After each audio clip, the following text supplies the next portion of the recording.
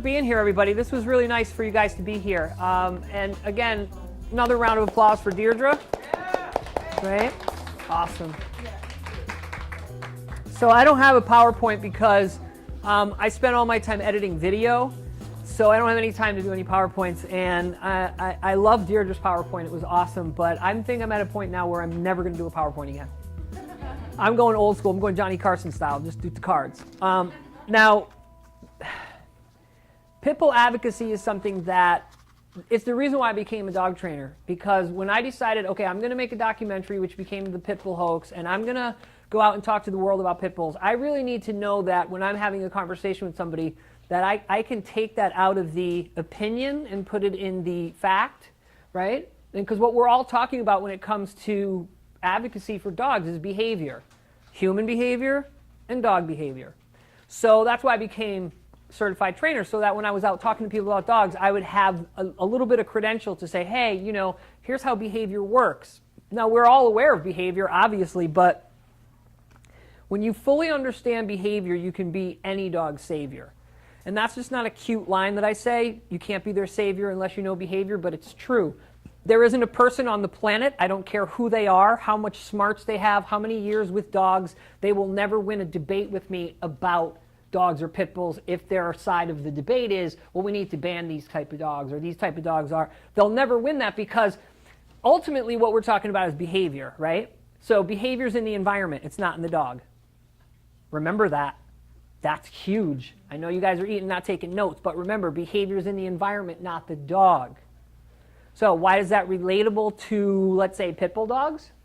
Because when you take two dogs, male dogs, and you put them in a 16 by 16 box to fight each other, that's a very specific context. Unlike any other context they would ever be in, and it is a man-made context. So one of the things that people don't understand about with dogs and dog play and dog interactions is that a large part of those interactions are what is known as ritualized aggression. Ritualized aggression does not have, at least at the outset, a component of fear. It's much like sports, but it can tip over, okay? It can tip over. So just that, which I'm going to talk about a little bit more in depth, just that particular understanding, the difference between ritualized aggression and aggression where a dog is afraid, is massive, okay? And we're going to talk about that as how it relates to dog play. If you can, in any way, shape, or form, get some credentials. Whether you go and you get a BA in law, or you become a certified dog walker or a trainer, get something behind your name that says, hey, I went and learned this from people who were smarter than me, and now I'm smarter, and I'm trying to help you be smarter, okay? That really matters, you know? Like, I don't have a PhD, but who cares, you know? It doesn't really matter. I was certified by Gene Donaldson and Janice Bradley. Look them up. They know what they're doing. You know, they held me to a standard. So it really matters, especially in today's day and age where, you know, and it has been this way for a long time, anyone can claim anything, you know. A lot of people just become dog trainers because somebody said they were good, and now it's 20 years later and I've just been kind of doing it, you know. So, and as Aaron and Laura can attest, I'm really, really adamant, like, foot down, don't take money and train dogs unless you know what you're doing. Don't play. I run into people all the time. Oh, I'm a dog trainer. Oh, awesome. What's your business? Oh, I don't have a business. I just train dogs in my travels. And I hand them my card and they go, oh, yeah, I really do this. You know what I mean? Like, so it goes back to what Deirdre was saying, like, really know your topics. Like, if you're going to talk to somebody about laws, know it. If you're going to talk to somebody about behavior, you need to know it, okay? And that's not always that easy, because behavior is one of those things where there's a lot of layers to it. And I'm going to try to peel back some of those for you. Optics in the internet. If you notice, if you follow me on social media, you'll never see me like repost or post up something that's really tragic and gory and scary and bad. And it's not because, you know, I'm a mamby-pamby dude. It's because I understand optics. And if I put up a story, Pitbull kills 7-year-old, well, now all my people are going to make that go crazy, and now they're, right? And that's a ripple effect. So I don't need to do that because enough people will do that. And if I was going to address that, I would write a blog on one of the various places that I write blogs for, and I would really go in depth. I would get micro on that motherfucker. I'd be like, no, here's why it happened, and here's how to prevent it. It wouldn't just be like, oh, this is really sad. I hate people. Like we don't need that. Like they're like don't even go on the internet if that's, you know, and again, you can do what you want, but like we're talking about dogs, right? That ripple effect. And if you say something and that, like Deirdre said, it catches fire, right? And that's how things happen. How many times has somebody said, "Oh my God, don't play tug with your dog, they'll become aggressive." No, they won't, unless you smack them or you yell at them or you shock them or you cause some kind of fear. So even something as simple and benign as all of us know, a game of tug has been labeled bad for dogs when it's really, as long as the dog enjoys it, is one of the best things they can do. I have a video on the Pitbull Guru YouTube channel called Addressing the Media. It's like 6 minutes long. Watch it. When you address the media, the main thing you need to do is you need to be like, "Hi, geez, shucks, I need your attention. I gotta talk." You can't be coming in like, "Y'all need to do this now, son!" Because you know what they're gonna say? They're gonna go, "Bye-bye, you're one of those crazy dog people." When I contact the media, I'm like, "Hello, how are you? I'd like to talk to you today about," and I'm super humble and I'm really appreciative and thank you, and thank you. And here's all the links and PDFs and all the stuff for people who are way smarter than me. You know what I did? I think it was in 2011. I found the parent company of every major newspaper in America and their fax number, and I faxed them a one sheet. It took me 2 days. And it was like 28 different companies, and I just faxed them. Here's what you need to know. And you know what happened in 2012 and 2013? And I guess there were a lot of other things happening. But guess what happened? Mainstream media stopped talking about dog fights and dog bites. And it's not because they didn't care. Other things happened, but because, and Deirdre brought this point up once when we were talking, it's not cool to be a bully anymore. It's not cool to bully gay people, dogs, black people, women, people with disabilities. It's not cool. It's just not cool anymore. Nobody thinks it's cool, and if you do, you're a jerk. So dogs were getting bullied by the media, right? And if you get 150,000 responses and they're all, "Stop this," and you get 10, "Yeah, we hate them," you're going to retool your broadcast to the 150,000 that said, "Hey, cut that out." And I think that's what we got, right, with the Vic stuff and like all the media attention. I think that the news media woke up one day through the collective efforts of a lot of people, myself included, and they were like, "Yeah, let's just talk about Britney Spears having a breakdown because that's, people love that, right? We don't get any hate mail over that." And that's really what it matters when you contact the media. Be really nice, humble, don't yell, be nice. In your daily conversations, learn to walk away. Be really honest, your coworkers, your family, your friends, your neighbors, the vast majority of people are not going to be as passionate as you. And I am super passionate. Anybody that knows me and spends time with me knows that, like, I ride the wave of my passion every single day to help dogs and people, but I also know to go, "Oh, that's cool. No, no worries. No, it's all good." You know, and just, "Hey man, no, because when I walk away, I'm not worried about nothing. I know I'm secure. I know what my intent is. I don't have to have an argument. Why am I arguing about dogs? It's all about behavior." And the vast majority of the people walking the planet, sadly, they don't really understand behavior, so a lot of times what happens is that conversation that's really about behavior ends up becoming about opinion or feelings. And while opinions and feelings are great, they usually don't get many things solved unless it's you and your mate, and you're like, "I feel like having this tonight." "Yeah, I do too." And there you go, opinions and feelings, done, right? But when it comes to big subjects, there is a dog and they're doing X and these people are concerned, there's a lot of questions that need to be asked. And one of the things that I was really happy to hear when Deirdre addressed your situation, you asked about that dog, was, well, we need to talk about the context, right? And I have a note right here. Context equals behavior, period. So when someone says to me, you know, they send me an email or they call me and they say their dog has done this or that, or they need, and if anybody's contacted me, they know, right? Who lives in the house, how old are they, what equipment do you walk your dog on, is your yard fenced, how? 16 pages. Right, yeah, so, and if you do actually hire me and it's not a puppy for class, you're going to fill out 16 pages of behavior information. Why? Because I want to know as much as I can about your dog and your life and your kids and what they do when they see skateboards or somebody approaches the food bowl, okay? So, you know, learn to ask a lot of questions. You know, it's why when somebody at the end of a puppy class says, "So my two dogs are fighting and my cousin's about," I'm like, "Okay, that's cool, but can you email me? Because I need to ask you a lot of questions," right?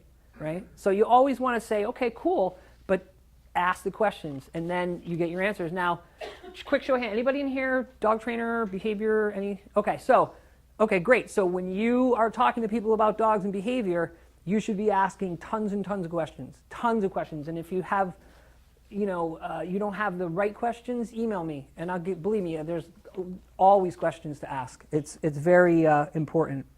So let's talk about pit bulls, right? Now, a pit dog. A pit dog is a dog that was bred to work in the bull pit or fight other dogs, period. Just like a Labrador is a retriever, right? They are bred to retrieve mainly birds. Dogs that were bred to be pit dogs are dogs who could withstand the rigors of herding cattle, which is super stressful and possibly life-ending, right? You guys ever watch dogs herd cattle? It's intense, right? They're running and doing stuff and they can get kicked. So a lot of those dogs couldn't do it, right? They couldn't do it. And a lot of dogs couldn't fight dogs. Now, does anybody here have the book, Lewis Colby's Book of the American Pit Bull Terrier? Good on you. Tisk tisk on all you other folks. Now, go get it, okay? It was co-written with Diane Jessup, who I interviewed, went to her house in Washington, talked to her. Yes, I do have that. Okay, good. So in the Colby book, and why I like Lewis Colby is because Lewis Colby is just a dude who bred pit bulls. He freely admits, I don't know anything. I'm just going to tell you what I found out and what I know, and you guys do what you want. So what he said was that out of 100 dogs he bred, maybe 5 or 10 would be what he called dead game. Do you know what dead game means? It means when you put the dog in the box, they fight. They don't shy away, they don't circle, they just fight. Now, old school dog fighters wouldn't let their dogs get hurt because they could sell that dog. They're not like the scumbags today. Now, it was never, gentlemanly. It was always crazy and bad, and people way back in the day were trying to stop people from fighting dogs as well. But, 7, 8-month-old dog, they put him in with this dog that they know is going to fight, and if the dog's given, they'll break it up, right? And they'll go get that dog conditioned. So 90% of dogs bred for a purpose, guide the blind, hunt out bongs, herd bulls, 90% don't do it. This comes from Dr. Karen Overall from UPenn. I did an interview with her. You can go watch it on the Pitbull Guru YouTube channel, and she says 90% of dogs bred for a purpose, a working dog, they don't do it. 90% means only 10% of the population of dogs bred for a certain purpose is actually doing the job.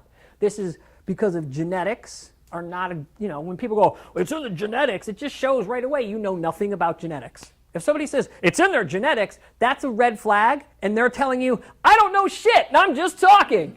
That's what it means. Because if you study genetics, you know that it's a crapshoot. We hope it's going to be what we want, right? We hope, right? You can't, if they could have done that, Secretariat would have had like 10 offsprings that were champion horses. Horse breeders got mad money and skills and all kinds of, right? Old Willie and Bobby down in, I don't know, man, get them the fuck. I got to sell these dogs. That's who's breeding pit bulls nowadays.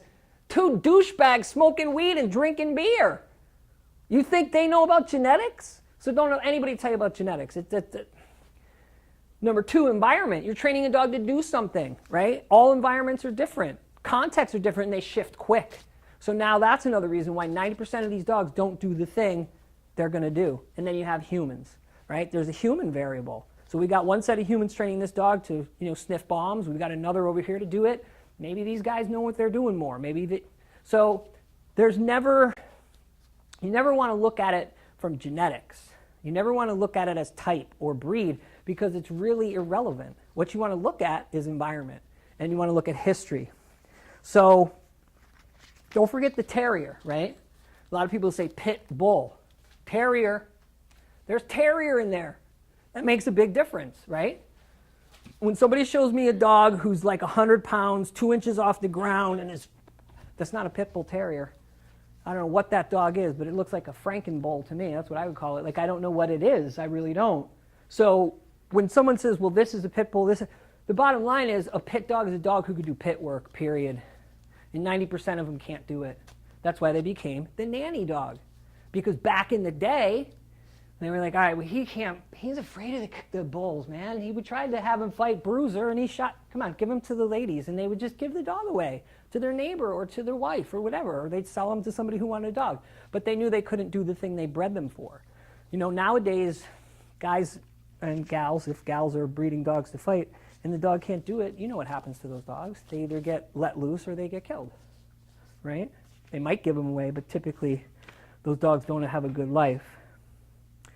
So let's talk about dog play a little bit, and then we're going to do actually, you know what? Let's do oh, and by the way, I wanted to bring up a point. The AKC, it's interesting. You said they were against breed-specific legislation, or? Right, okay. What's interesting is that the AKC, I believe, was invented because the AKC or the UKC, well, the other dog breeding association, wouldn't register pit bulls. They wouldn't do it, so the AKC said, well, we'll just start our own registry for pit bulls and we'll let your other dogs in, but it was started because of pitties. And Colby's Debo, I believe, was one of the dogs that was used as the archetype of what a pit bull is. So if you ever see a picture of Debo, and going back to Colby, it said that there's, in every honest-to-goodness pit bull terrier in the world, they say pretty much there's probably some Colby in there. The guy bred a lot of dogs. So what's interesting about the Colby and the overall parallel is that they don't know each other. They've never met. Now you got a guy who bred dogs, and he says, maybe 5 out of 10 are, they're game. They're going to do the thing. And you've got Dr. Overall saying, yeah, 90% of dogs bred for a purpose don't do it. So it's true. That isn't like fabrication. Like, that's across generations, cultures, two people who never met each other, and they're pretty much saying the same thing. Like, the vast majority of these dogs, they're not going to do what you want them to do, okay? So keep that in mind, and just know that behavior is in the environment, not in the dog. So let's do a quick behavior refresh, okay? So Aaron and Laura, you are exempt from this because you are going to know a lot of these answers. They watch me teach all the time. So how do dogs learn? Repetition. Positive reinforcement. Reward. You're getting closer. Cognitive learning. Close.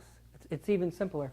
Associations and consequences, period. So associative value is how the dog feels about stuff, right? How do I feel about stuff? Safe, unsafe, neutral. That is how dogs view everything in life. Whether it's a pair of crutches they saw for the first time, a dog that shows up across the street, a new pair of shoes you put on, every single thing that they go, I'm going to focus on that. I'm going to attend to that. They are determining, am I safe, not safe, or is this neutral? Okay? So it's pretty easy to see when dogs feel safe, right? They're happy, they're interested, they're moving with their feet towards stuff, and it's pretty easy to see when dogs are fearful of stuff or stressed, they're reticent, their tail might be tucked, etc. And neutral is, I don't care about that. That thing is just there, okay? Safe, unsafe, neutral is huge. And if you go through life with dogs and you always remember that the number one overarching goal with every dog endeavor in your life is to make the dog feel as safe as possible, they'll learn better. When dogs become stressed, and let's talk about bad stress because there's good stress. We have dogs in puppy class who don't care about food because dog play is the gold standard now. Food is silver. And that's cool, we can work with that. But when dogs have bad stress, they're afraid of other dogs, they're afraid of traffic, etc. When they have fear, do everything in your power to create distance, pad those events, mark and pay, yes, and treat that dog for the skateboard that goes by, and keep yesing and treating that dog every couple seconds. And we're not here to talk about counter conditioning, but I'll talk a little bit about it. Because if you work towards having your dog feel safe, they're going to have better bounce back when they do get stressed. Okay? Nothing breaks my heart more than when a dog is stressed and the human isn't reading it.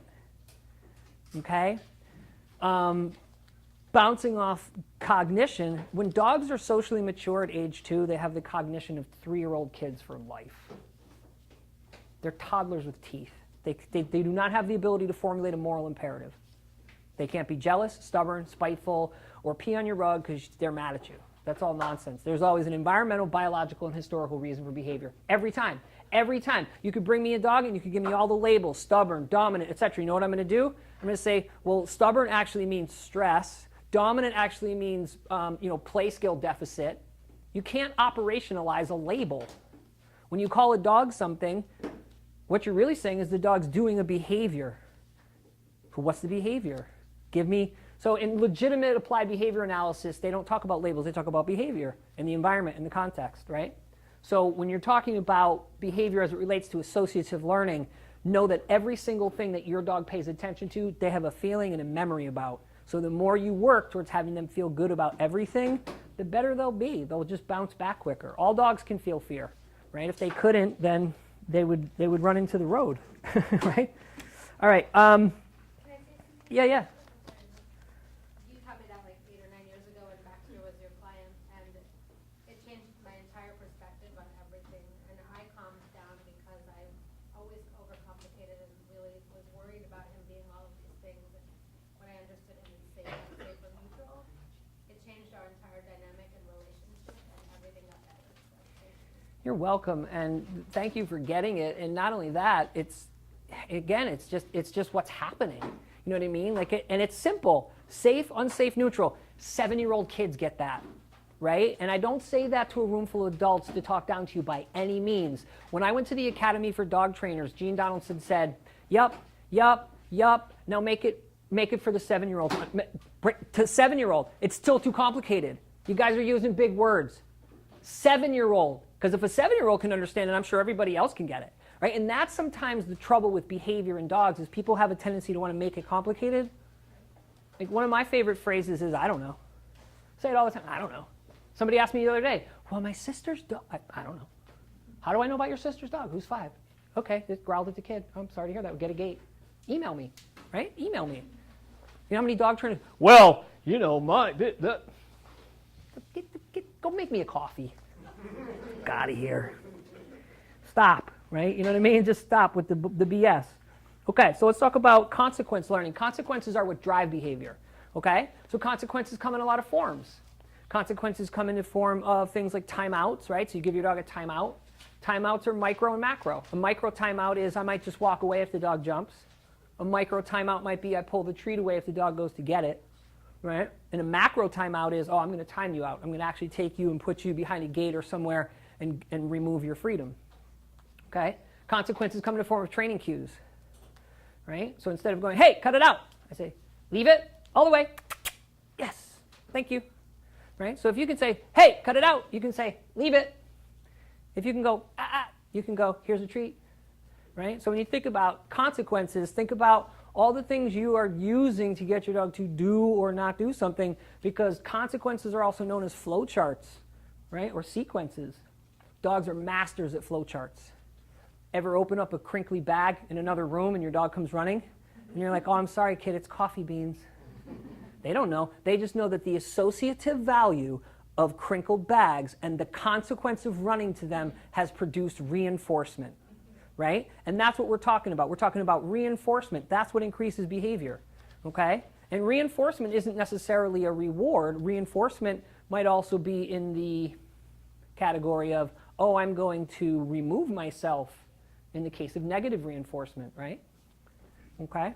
So again, we're not going to do a big drill down on behavior quadrants and all that, but just know that consequences are flowcharts and sequences that your dogs learn or that you teach them, and hopefully, a little of both.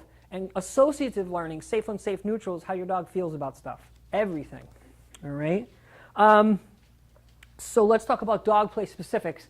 When it comes to dog play, right, how many dogs? 2, 4, 10, 15? What's the most amount of dogs any of you have been in an environment one time? Like at one time? 40? All off leash? Really? Where were you at with 40 dogs off leash? Got you. Okay, great. So then you know firsthand that, a lot of the success in any dog play group is hinging upon the history of all those dogs, right? And that's really what I care about. There are far too many people worried about body language. Now, I'm not saying that you shouldn't be aware of body language or that you shouldn't be focused on dogs for signs that they might be stressed, etc. But I look at body language kind of like an exit on a highway. Like, I'm not obsessed with the exit. I know what number it is, and I'll know when it's coming, right? And I'm driving. The problem with body language in dog play is people go, "Oh, geez, his tail's wagging over here, his head, and he's leaning." They spend way too much talking about body language when what they really need to do is get the history of the dogs. So if you have history on the dogs and you've played with these dogs before, well, that's a different dynamic, right? Right? I know these 3 dogs and this dog here, they're all buddies and they play on a regular basis. What I'm talking about is you have a dog or dogs that have never met. What are the history of those dogs, right? And here's what you want to know. How social is the dog? I want to know the dog goes for walks every day. I want to know the dog plays with dogs on a regular basis. I want to know if there's been any fights or bites, and if so, I want to know what the bite was, the level, right? So I use the Dunbar bite scale. If you don't know that, use the Dunbar bite scale. And if there have been bites or fights, I want to know, well, what was the context? Oh, it was over a bone? Okay, well, that's different than playing in dog play, right? There'll be no bones. Oh, it was in dog play. What was the other dog's history? Oh, dog was really scared. You know, it was my cousin's dog. They don't really walk them. And Okay, so your dog was playing with another dog who had lack of social skills, right? So you always want to take the history. If I get a history back and it's like, well, we don't really walk him, and geez, you know, he doesn't really play with dogs too much, you know, I'm going to be really, really cautious when I introduce that dog to the dog I'm going to use to introduce that dog to. I'm going to be really cautious. But if the person says, geez, you know, we walk him 3 times a day, he plays with the neighbor's dog, my sister comes over twice a week, he goes to daycare on Fridays, and he's never been a problem. We've had him 3 years. Great. That sounds like a good candidate for some dog play. Okay? So when I did the data intake on this group, Ralphie, who's at my house right now, is pretty much my dog. I've known him since he was 8 weeks. He stays with me all the time. I see him twice a week. Ralphie. You guys know Ralphie. Ralphie. He's got no problems, ever. He could meet any dog and play with any dog, adjust his play style. He's fantastic. Okay? Cooper, right? Richard's dog.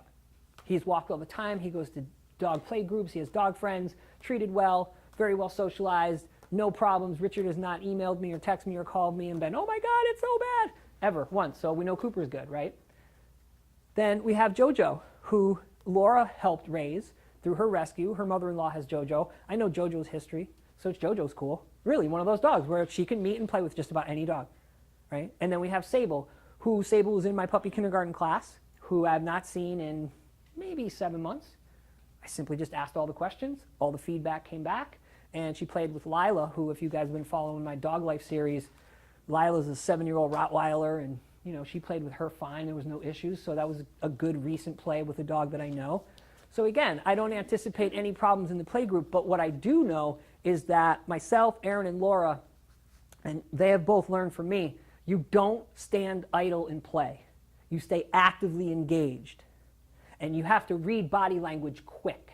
Because even though the dogs might have all this data that says their history's good, their play is good, it can still tip over. They're animals. One of the biggest problems that people don't take into account are size and weight differences. Like they might if they have a really tiny dog, but what about a dog who's 50 and a dog who's 35?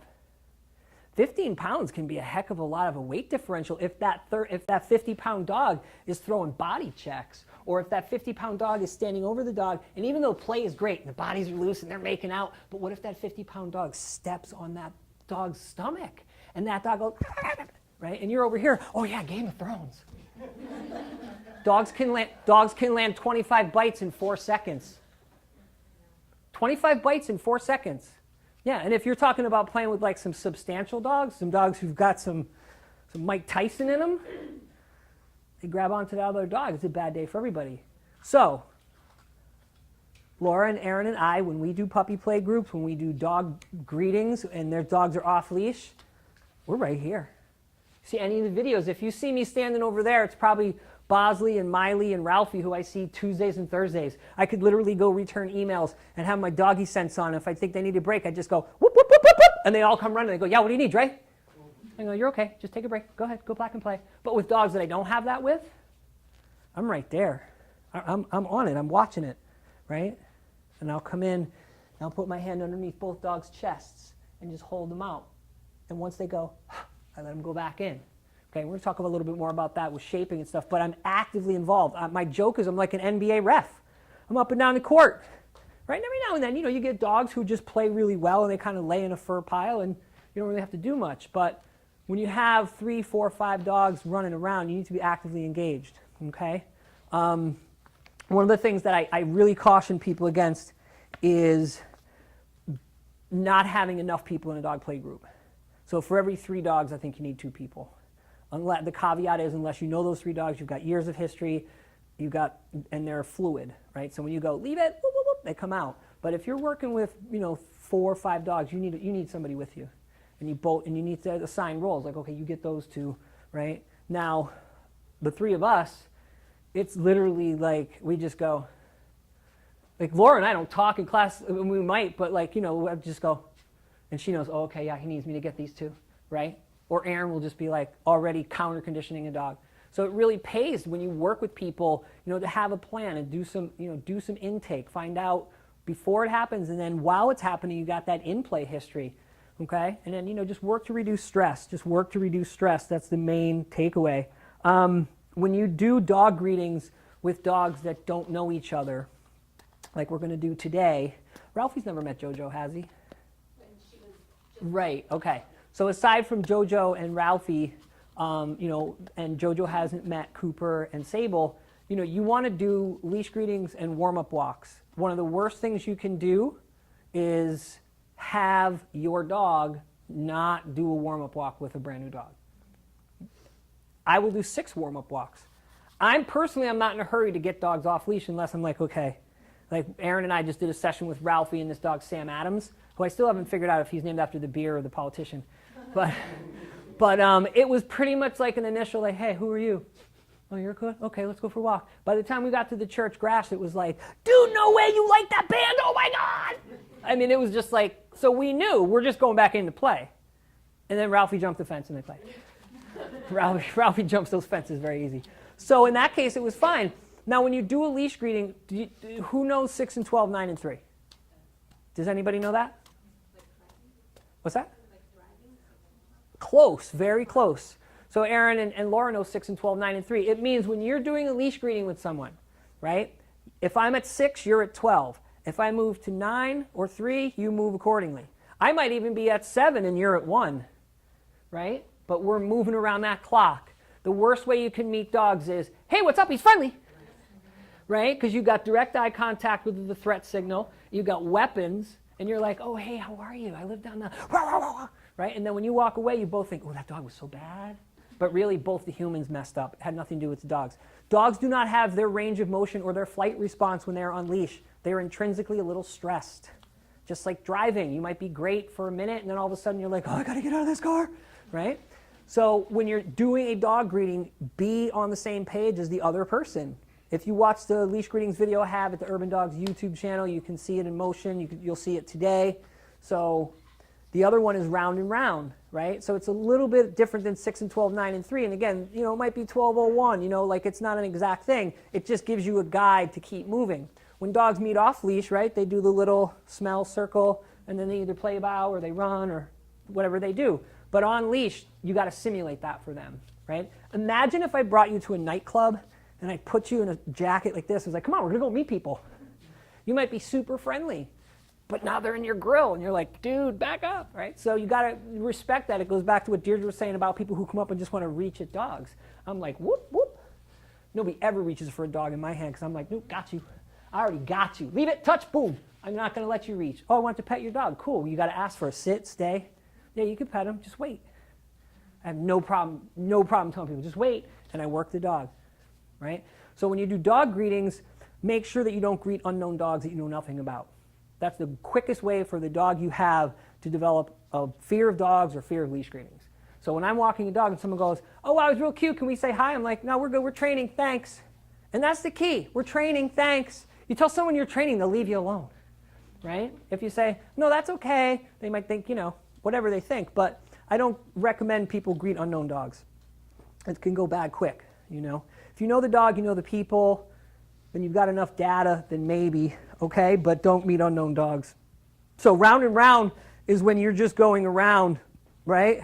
And then around. You're not necessarily stopping at the clock, right? You're just going round and round. So Laura and Aaron know the difference. If I go 6 and 12, 9 and 3, that we really want to be particular. We may stop. But round and round is we're just going around, right? We're just following it, okay? So those are the 2 ways that you want to meet dogs. You don't just want to, hey, he's good, I guess. I don't know, how have you been? Like, you really want to be aware of how that greeting's going. Now, on the approach of dog greetings, and you'll see us do this today, we mark and pay. We yes and treat, all right? Anybody want to give me a definition of counter conditioning? It's okay, don't worry about it. Changing the association for the dog. That's basically what it is. And you got to be proactive about it. So when someone says to me, oh, geez, you use all these treats with these dogs and all your videos, yeah, I do. Yep, I do. I use treats. And you know what? That's not really a big piece of food, but it's valuable. And I can trump billions of years of biological evolution with this. And I can really have a dog feel good about traffic and a dog they've never met with little pieces of food. Seems like a novel idea, right? So yeah, we mark and pay. So as you're approaching, yes, treat.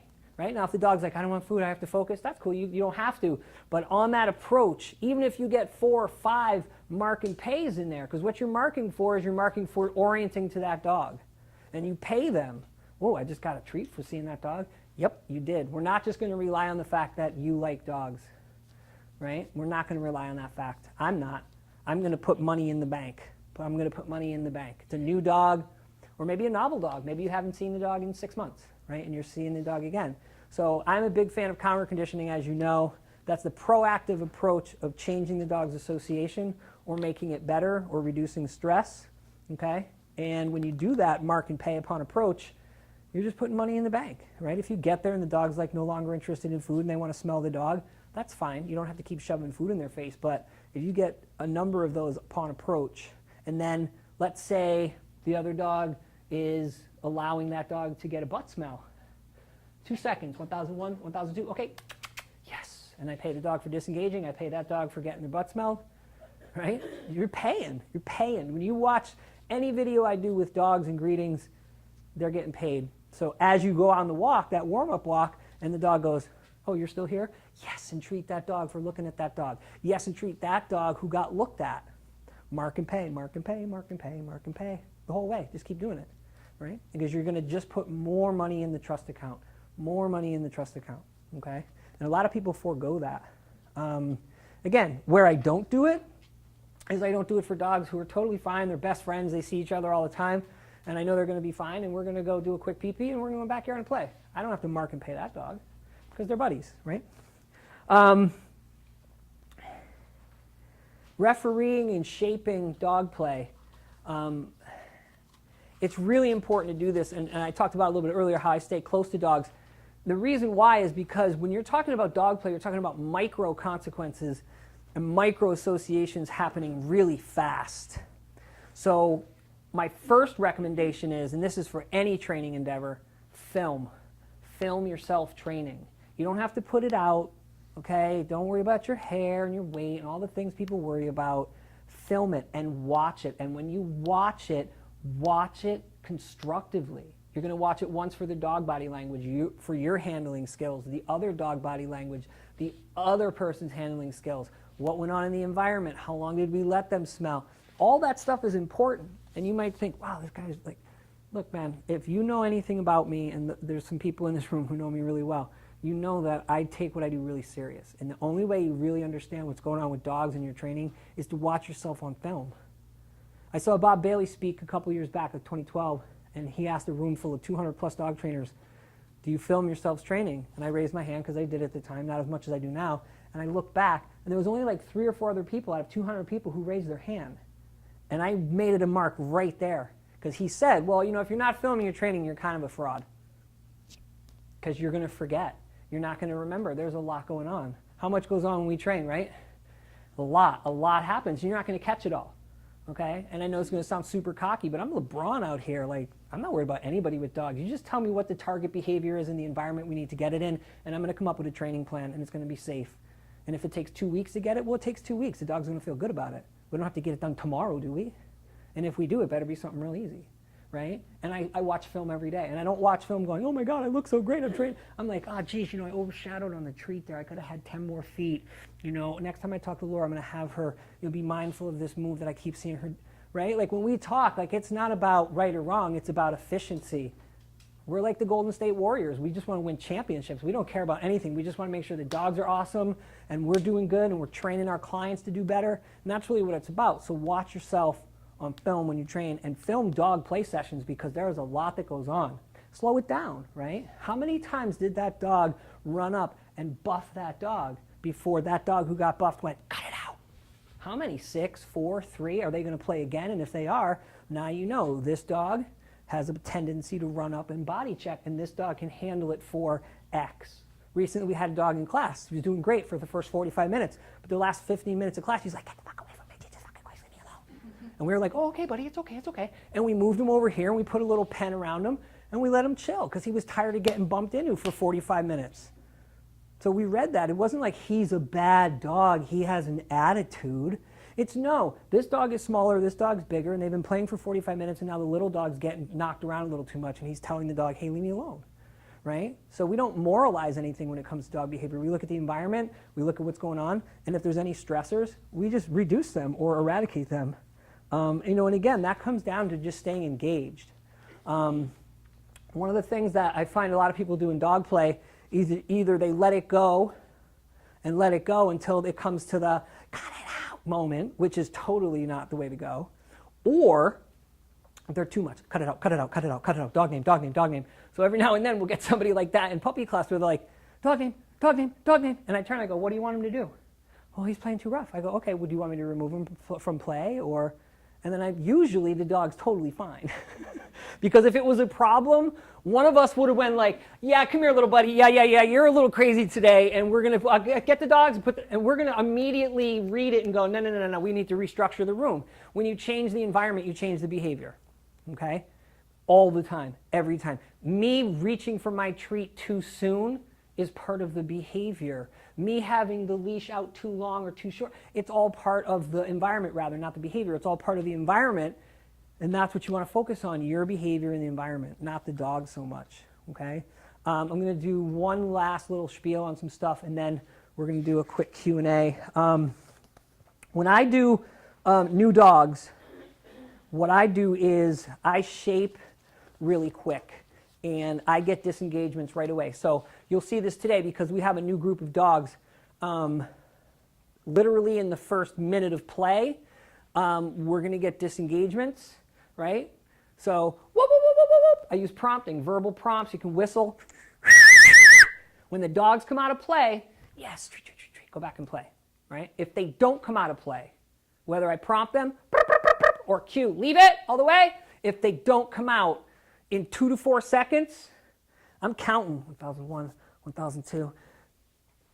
If I have to get to 3 of leave it, right, or 3 for the timeout, 1, 2, too bad. So if I'm doing a 2 count for a timeout for the dog and I'm at 2 and I'm going to hit the TH of 3, I'm pretty much timing that dog out. And I will get the dog and say, too bad, and I'll time that dog out. I might time both dogs out if I can and let them know when you don't come out of play, play's over. Right away, it's over. I'm not mad, I'm not upset, no histrionics, it's just matter of fact.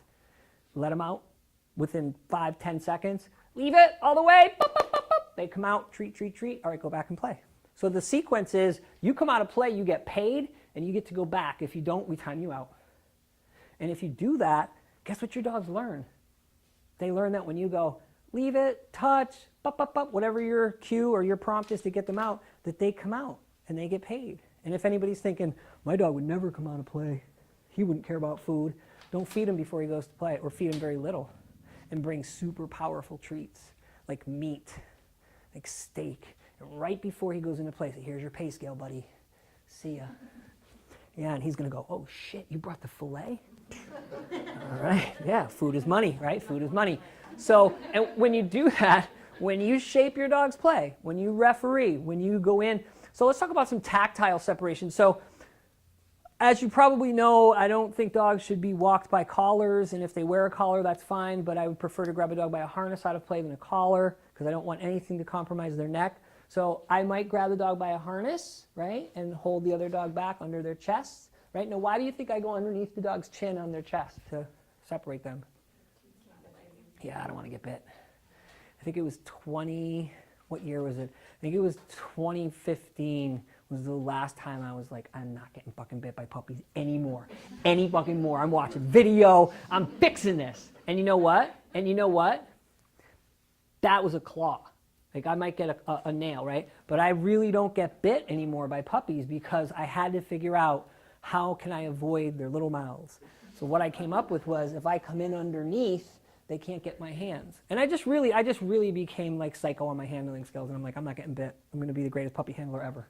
So, I don't get bit. So that's one of the things that I'll do. And when I separate dogs, because I think they need a break, right? And I hold them back by harnesses, or if I have them, however I have them separated, I just wait for them to go. And as soon as they give me that exhale, I go, play. Right? Go ahead, go play. I might have to separate the dogs every 30 seconds, depending on the dog play. Depending if there's a weight differential, right? Because I want them to just give me a little breath. I want them to just rest a second, right? Because even if play is going phenomenal and the dogs love each other, I still need the dogs to come out of play. And then, again, this is like, it's one of those things you have to stay really fluid in dog play. You can't be rigid. You have to be fluid. And dog play body language gets misread all the time. And again, we work with a lot of puppies, and there is no history. Dog's 10 weeks of age. Maybe they've played with one dog. So a lot of the history is happening. But when I'm playing with dogs who have history and I know the history, then I can be a little bit more lax. But when I don't have the history or the history is building, I'm there. So what I want those dogs to understand is if I come in and remove you, A, you're safe, so don't be afraid of my hands or my approach, and I just need you to rest for 1 second and you can get back to it, because it builds impulse control. And if you see me with Bosley, Ralphie, and Miley, who I play with in this room every Tuesday and Thursday, they will play like crazy for 7 minutes, and then they'll just come over to me and sit down and be like, hey, how come you didn't call us how to play yet? You usually make us do downstays and stuff, I'm like, I don't feel like it today, just go play, So when you disengage dogs with prompting, verbal prompts, sounds, don't use air horns, please. I hear these terrible stories about people using air horns for dog play.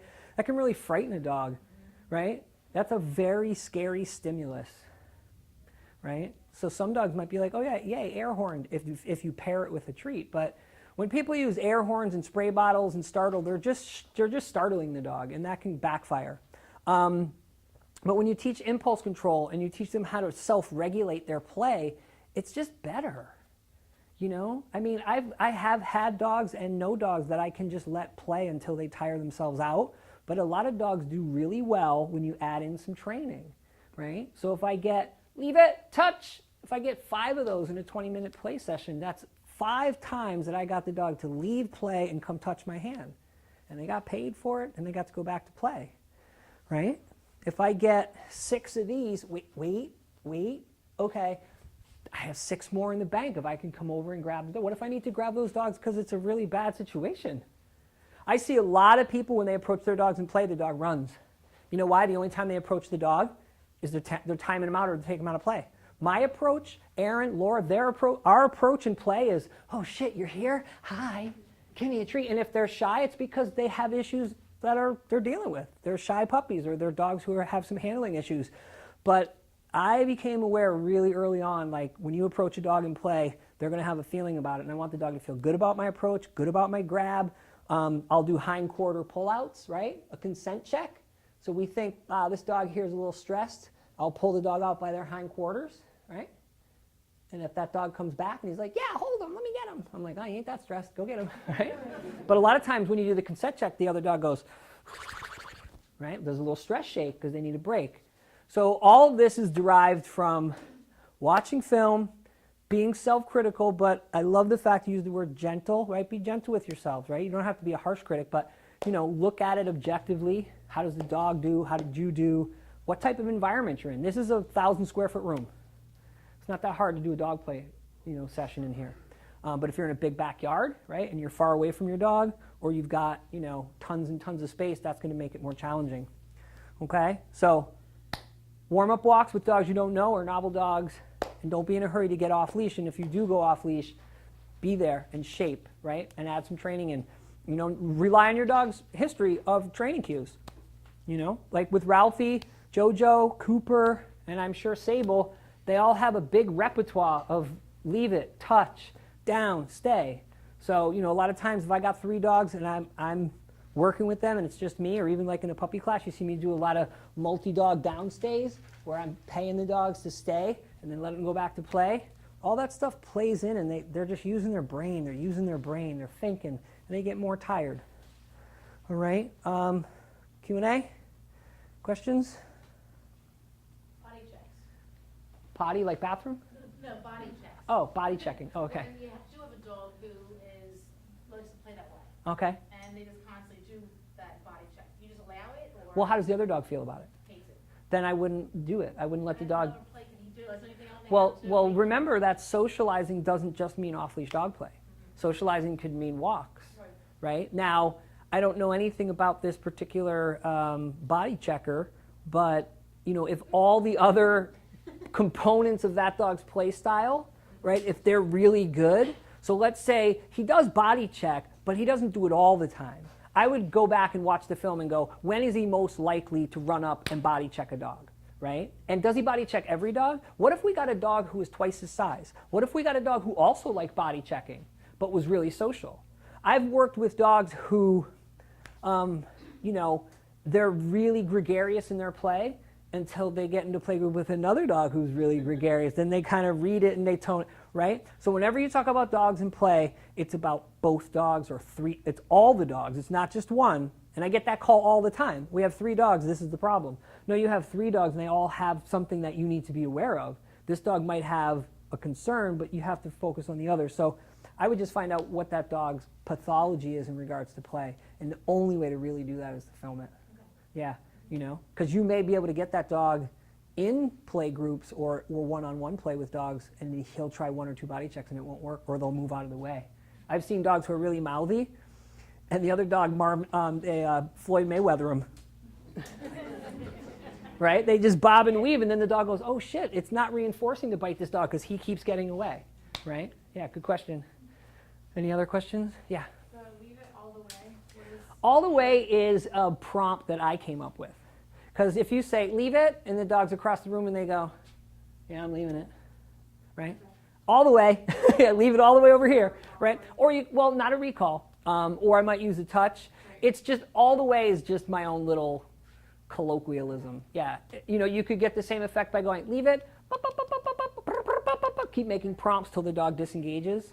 So it's just that. I mean, technically, what my mentors would say, screw the all the way, Drayton. That's cool for your rap song or whatever, but what you need to do is ask the dog to do something specific. Right, I need a touch, right? And recall, you bring up a good point. I'm a stickler in not ending dogs' fun or freedom with recall. Why? Because all of our dogs, no matter how awesome their life is, smell more carpet than grass. 16 hours a day, your dog's either sleeping or you're at work and they're just hanging out at your house, right? So 8 hours of sleep, 8 hours while you're at work, roughly. The rest of the time, how much are they outside? So how much are they running around? So when dogs do finally get to be dogs and they're out running outside, when I need to end play, I do it casual. What's up, buddy? Yeah, it was fun, right? All right, let's go. Come on. Treat. Let's go. Clip. Treat. Okay, let's go. But I don't go, dog, come! Whoop, whoop, whoop, whoop, whoop! Ah, good boy. Clip. Let's go. I would never do that with a recall because that recall will get eroded. And I can show you email after email, and the narrative is taking dog to dog beach for a year, no longer comes when called. Never heard him. He's not on a shot collar. He sleeps in my bed. I kiss him in the face, but he won't come when called. What am I doing wrong? You're not doing anything wrong other than calling your dog out to play with that big cue, right? It's a big cue, and you want to save that. What I tell puppy kindergarten classes is you practice it like a fire drill, right? So when you do a fire drill, you don't go, all right, well, get the rope ladder, and you got grandma, right? All right, I guess we'll get out of here. No, when you do a fire drill practice, you're like, look, we got 30 seconds, right? You got this, boop, boop, boop, boop, right? So when you do your recall, it's the same thing. Dog, come, now! Whoop, whoop, whoop, whoop, whoop, whoop, whoop. Yes, and you mark for grabbing, right? And you pay, high value, super high value, and then you let them go back. So when you actually have a bona fide emergency and you have no food and you're not letting them go, and you go, dog, come, they think chicken, steak, roast beef, then I'm free. And you're like, not this time, I'm really sorry, I left the door open. Kill your uncle. Tell your uncle he's never coming here again for leaving the door open. So that's why you don't use recall out of play, because it will erode it. Even if you don't do anything bad, it will. Because dogs smell more carpet than grass. Dogs lay around more than they play with their friends. So when they're doing that stuff, it's like, think of whatever your most favorite thing in the world is, and me going, come on, we're going. Like, dude, get off me. This is my show. Touch me right now. Start the DVR again. All right? So just, end play casually. You can use a touch, or I usually just go up and go, hey, we're all set, buddy. We're done playing, and I just make it casual. All right, anything else? Really? Okay. And you should never end play on a bad note. Right? Correct. So, or anything. So if you do have an instance where you left the body slamming one too many times, and they do mouth each other and get in a fight, then you don't just say, oh, that's it, we're done. You It depends. let them go back. It depends. So how do you do that? Well, it depends. First of all, if a dust-up happens, right? And a dust-up is, to me, a dog fight is dogs who hurt each other. They latch on. They're fighting. A dust-up is like an argument, an angry letter. You know what I mean? So if the dogs have a little dust-up, I'm going to separate, and then I'm going to decide, do I let them go back in, or do I just end play? So, again, it's not a hard and fast rule, but yeah, you'd want to see if you could reintroduce them. And then what is that dog's relationship with the other dog? Do they cohabitate, so they're going to live together? Or is this a dog who's here for a week because I'm boarding or fostering? Or 2 dogs in a shelter, right? And we really don't know much about their history. So again, it goes back to context. What's going on with those dogs? Do they have a history of play tipping over? Is this like a pathology? These 2 dogs in particular, they can't deal with the stress of play? Or was this a one-time event? So I would just want to look at the history. But if I could reintroduce them or, repair that, I would, sure. It depends. And Dr. Robert Sapolsky says when the answer is it depends, the answer is it's the environment, right? Because it all depends on the environment, All right, any more cues? Okay.